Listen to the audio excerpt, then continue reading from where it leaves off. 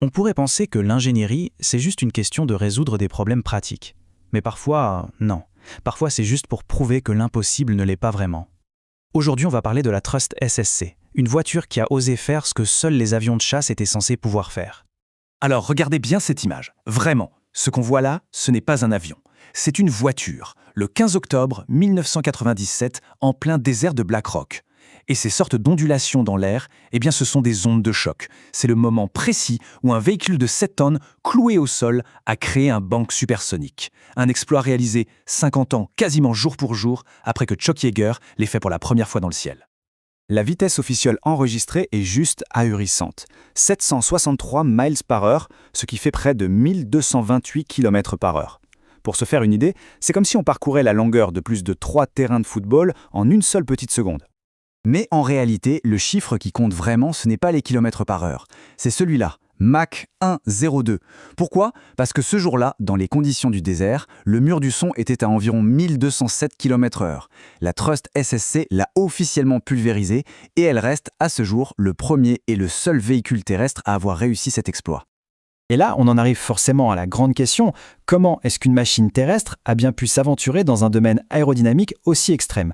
Et la réponse, attention, ce n'est pas juste mettre un plus gros moteur, c'est beaucoup plus subtil que ça.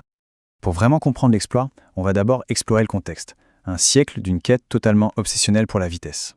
Parce que oui, cette réussite, elle ne sort pas de nulle part. C'est l'aboutissement d'une obsession humaine pour la vitesse pure, pour le fait d'être le plus rapide sur Terre. C'est quand on met ces deux images côte à côte que ça devient fou. À gauche, on a la jamais contente de 1899, une voiture électrique en forme de torpille qui a été la toute première à dépasser les 100 km/h. Et à droite, notre monstre du jour, la Trust SSC.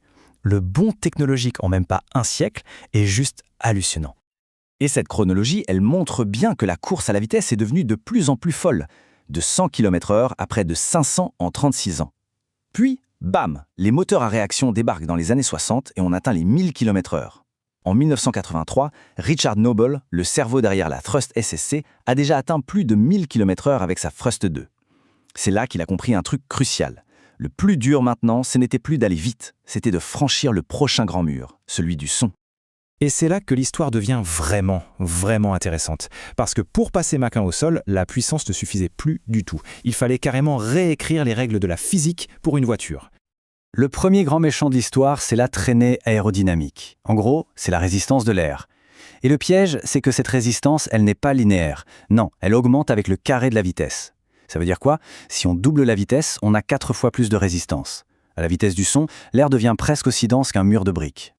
Et c'est pour ça que le mantra de l'équipe, leur obsession, ce n'était pas plus de puissance, mais la stabilité, pas la puissance.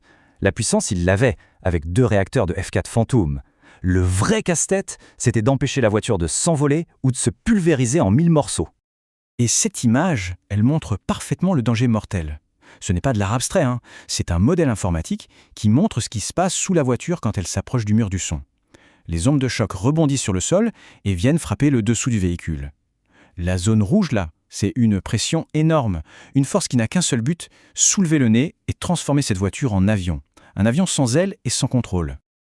Ok, alors comment ils ont fait pour dompter ce monstre ? Eh bien, l'équipe a dû trouver des solutions à des problèmes que absolument aucune voiture n'avait jamais rencontrés avant. D'abord, juste pour qu'on se rende compte, la puissance. 2 réacteurs Rolls-Royce Spey. Ce sont les mêmes que sur un avion de chasse F4 Phantom. Ça développe environ 110 000 chevaux. C'est plus de 400 fois la puissance d'une voiture familiale normale. Mais bon, ça, c'était presque la partie facile. Le plus dur, c'était de maîtriser cette énergie démentielle. Un autre problème, qui a l'air tout bête, mais qui est un vrai casse-tête, pourquoi pas de pneus ? Après tout, c'est une voiture, non ? Bon, premier élément de réponse, la vitesse de rotation. À fond, les roues tournaient à 8500 tours par minute. Aucun pneu en caoutchouc ne pourrait survivre à ça. Mais attendez, ce n'est même pas le pire. Le vrai tueur, c'est la force exercée sur la jante. 35 000 G. C'est 35 000 fois la force de la gravité. À ce niveau-là, un pneu n'exploserait pas simplement. Non, il se désintégrerait, littéralement. Il se transformerait en une fine poussière instantanément. Donc, la solution, elle est brutale. Pas de pneus. Du tout. Les roues, ce sont juste des disques pleins forgés dans un bloc d'aluminium de qualité aérospatiale. Chacun pèse plus de 160 kg. Leur but, ce n'est pas d'accrocher la route, c'est juste de ne pas exploser. Et pour empêcher la voiture de décoller, ils ont sorti l'artillerie lourde. On a une suspension active qui fait des micro-ajustements 500 fois par seconde pour la plaquer au sol. La voiture a des roues arrière directrices pour garder le nez le plus fin possible et réduire la traînée. Autre idée de génie, les roues arrière sont décalées, pas alignées, pour affiner le fuselage. Et par-dessus tout ça, un ordinateur de bord qui surveille tout et qui peut couper les moteurs à la moindre alerte. Une vraie ceinture de sécurité électronique. Parce qu'accélérer, c'est bien beau, mais s'arrêter, c'est une autre paire de manches. Et là aussi, tout est calculé à la seconde près. D'abord, on coupe les gaz. Ensuite, au-dessus de 900 km/h, on déploie un parachute de freinage.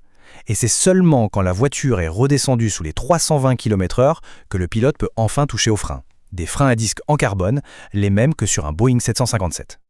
Mais l'histoire de la Trust SSC ne s'arrête pas là. En fait, c'était un début, une preuve que c'était possible, et ça a donné des idées encore plus folles à certains. Et cet héritage, il a un nom, le projet Bloodhound. Il a été lancé par plusieurs des mêmes têtes pensantes, y compris Richard Nobel. Et leur but, cette fois, ce n'est pas juste de battre le record, c'est de le pulvériser. L'objectif, c'est 1000 miles par heure, plus de 1600 km/h. La quête n'est donc pas du tout terminée. Au final, la Trust SSC, c'était bien plus qu'une voiture rapide. C'était une leçon magistrale d'ingénierie. La preuve est spectaculaire que la persévérance et l'ingéniosité peuvent venir à bout de problèmes qui semblent physiquement impossibles à résoudre. Et tout ça, ça nous laisse avec une dernière question. La Trust SSC a prouvé que le mur du son n'était pas une limite infranchissable. Le projet Bloodhound vise Mach 1,3. Alors, est-ce qu'il y a une vraie limite physique à la vitesse sur Terre ? Ou est-ce que finalement la seule vraie limite, c'est celle de notre propre imagination ?